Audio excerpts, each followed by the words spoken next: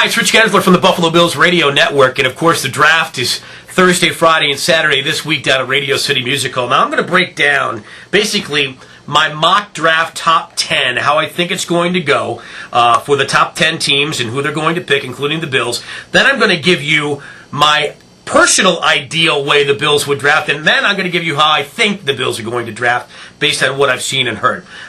We'll start with this. The way I think it's going to play out, and this is completely off the board and completely different from just about every mock draft you've seen, for the most part, in terms of the top 10. Carolina with the first pick in the draft, I think, is going to pick Von Miller. And I think that most people think that's crazy. But I think Carolina goes Von Miller for one reason. I don't think Jimmy Clausen is the problem with the Carolina Panthers. In fact, with the right coaching and the right system, with the new head coach there, he gets the right quarterback coach, the right offensive coordinator, and the right offense for Jimmy Clausen, he can be a decent, serviceable quarterback in the National Football League. The Panthers had no defense last year. So, Von Miller is in that mold of guy that Ron Rivera is used to coaching. He's been a linebacker coach and a defensive coordinator throughout all his post-playing career in the NFL with Chicago and with San Diego. In San Diego, he had guys like Merriman and Sean Phillips. I think this works for him perfectly because Miller can pass rush. He can stop the run. I think Von Miller goes 1 to Carolina. I think Darius from Alabama goes 2 to Denver. Denver's going to get Elvis Dumervil back, who is a great pass rusher from the outside. They need help on the inside of the defensive line. I think they go Darius. Here's the crazy one. The Bills at 3rd. Everyone has basically said in their mock drafts that Von Miller will be the Bills' pick at 3rd. Based on this, Von Miller's going to be gone. Cam Newton's still out there. But my gut says, even though the Bills have talked highly about Cam Newton, about how this guy has the it factor, he's got all the tools, which we all know, all the athletic ability, etc. I still feel, though, in their gut, Cam Newton might not be the right guy for the Bills for a couple of reasons. And it has nothing to do, again, with his athletic ability and on-field prowess.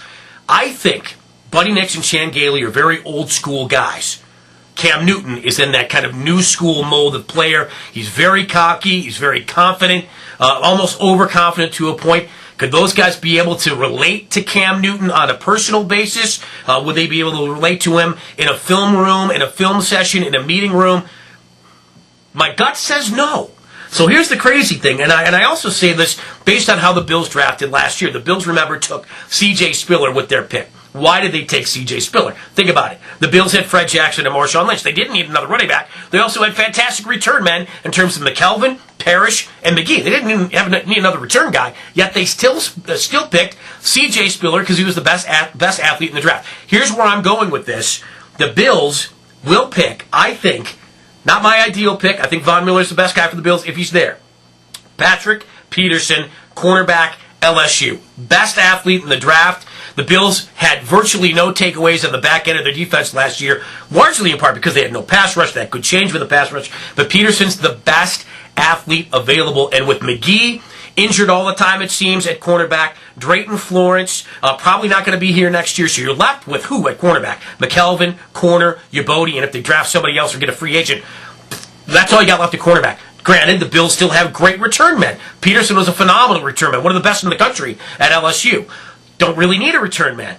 You don't necessarily need a cornerback either, but he's the best athlete in the draft, and he could play, we think, safety as well. If they felt like Whitner was expendable, maybe Peterson plays at safety and is kind of an Eric Berry chief type, and if he doesn't, he could be a 10-year, long-term lockdown corner for the Bills, too. So, as crazy as it sounds, don't be surprised if the Bills go with Patrick Peterson at 3. At 4, I think it's a no-brainer for Cincinnati, A.J. Green, the wide receiver of the draft, no question, with Ocho Cinco and T.O. up in the air there. They're going to need somebody to throw to. Green is there. I think Cam Newton is still out there. I think he goes 5 to Arizona.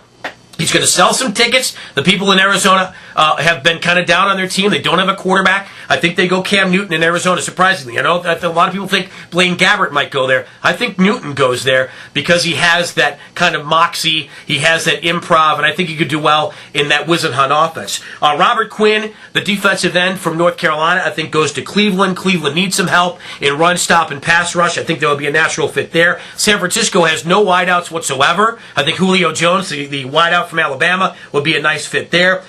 Fairley, I think, goes to Tennessee. Tennessee has had not much of anything in the middle of their defense. Once they let go of Hainsworth, there was not much of anything in the middle of their defense. And a lot of people are saying Fairley could be the Ndamukong Suh of this class in the middle. So I think Fairley might go to Tennessee. I think Amukamura, the cornerback out of Nebraska, goes to Dallas. He's pretty much been in that Dallas slot the entire time since everybody started projecting and doing mock drafts. And then at 10, I think the Redskins and Mike Shanahan take Blaine Gabbert, the quarterback out of Missouri. I think that's where he goes. I think he'd be a nice fit in a Mike Shanahan offense. He's kind of a John Elway type size. He's got some good wheels, good footwork. Obviously, has a really good arm. A smart kid, good film room guy. So I think Gabbert takes Washington. So there's my mock draft top 10. Could be completely off when it all is said and done on Thursday night. But I think based on need, this looks pretty good. Now, what I would like the Bills to do personally, if guys are available, this is my dream draft. I would love in my dream draft if, and by the way, the number 3 pick overall in the first round is going to be dependent completely on what Carolina and Denver do. Obviously, if they do what everybody has said all along, and Carolina goes Newton, and Darius goes to Denver, then Miller is a natural pick for me at 3 for the Bills. The second round pick I would love to get, and I don't think he's going to be there sadly, but again, this is my dream draft, is Stephen Paea. Stephen Paea from Oregon State is a beast. Defensive tackle / defensive end. Super strong, incredible motor. I would love to have him on that Bills defensive line. Third pick, I'd like to get Kaepernick out of Nevada, who has unbelievable skills and tons of upside. Obviously, the Bills have talked for a long time about talking about a future long-term quarterback project, and this guy is the perfect example of that. At 6'4", about 230, he can run, he's got a very strong arm, played in a pro-style offense at Nevada. He'd be a great fit. At 4, the Bills don't have a stretch-the-field tight end. They talk about how good and deep their wide receiver core, but with the stretch-the-field tight end so vogue right now in the NFL, you talk to guys like Keller, Gronkowski, just guys in our division, Jermichael Finley, guys like that. I think the Bills need to be in the market for a player like that. And Hausler from Florida Atlantic, small school, but this kid has tons of ability, great size, stretch-the-field type of tight end. I think surprisingly to a lot, the Bills go with a tight end as one of their 2 number 4 picks in the 4th round. I beg your pardon. The other 4th round pick I think they go as tackle. They want a right tackle, not a left tackle. The tackle draft class itself is not great. It's kind of top heavy and then it kind of falls off. But they could get the right tackle they need to compete with pairs. They want a guy that can ultimately be able to flip over to the left side because Demetrius Bell has been inconsistent in terms of injury. So I think they take a tackle in the 4th round. 5th round, they go linebacker. 6th round, a defensive back. And in the 7th round, they take a running back and a defensive tackle. I think that's how it's all going to break down. How I think it will. That's my dream, by the way it breaks down. How I really think it's going to break down is defense, outside linebacker, defensive end in the 1st pick. Quarterback, probably Christian Ponder in the 2nd round. Another defensive pick in the 3rd. Then basically from the 4th round down is exactly where I was. I think they take a tight end and a tackle in the 4th round. I think they go linebacker in the 5th. Defensive back in the 6th, running back in the 7th, and defensive tackle in the 7th as well. So that's my breakdown. Like it or not, watch the draft, of course, Thursday night primetime for the 1st round at 8 o'clock. The 2nd and the 3rd rounds on Friday night and the rest on Saturday. Friday morning on the show at around 7:45, whoever the Bills pick number 1 at the 3rd pick overall will be on the Morning Bull Show on 103.3 The Edge. So listen for that on Friday morning. But for now, that's what I think is going to happen in the 2011 NFL Draft. I'm Rich Gensler from the Bills Radio Network.